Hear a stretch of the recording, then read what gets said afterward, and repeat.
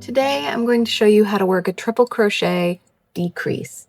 This is a decrease across 2 stitches, decreasing from 2 to 1 using the triple crochet stitch, the triple crochet decrease. So I have a different video on how to work a triple crochet. I will link to it in the description below, but this is slightly different since we're using it in a decrease. So to work a triple crochet decrease, we're going to yarn over twice, insert the hook into the next available stitch, yarn over, pull up, yarn over, pull through 2 loops, yarn over, pull through 2 loops.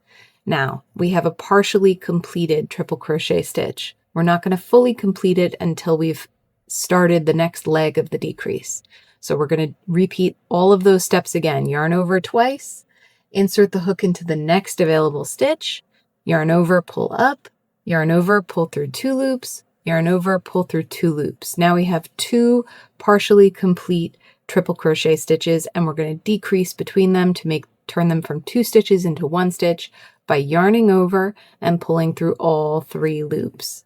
This completes the triple crochet decrease. You can see really clearly that there are 2 legs to this decrease, one in the next available stitch from where we started, one in the next available stitch after that, and they decrease down to 1 stitch. I'm going to show you how to do that one more time. We're going to yarn over twice, insert the hook into the next available stitch, yarn over, pull up, yarn over, pull through 2 loops, yarn over, pull through 2 loops, and now do that all again. Yarn over twice, insert the hook into the next available stitch, yarn over, pull up, yarn over, pull through 2 loops, yarn over, pull through 2 loops.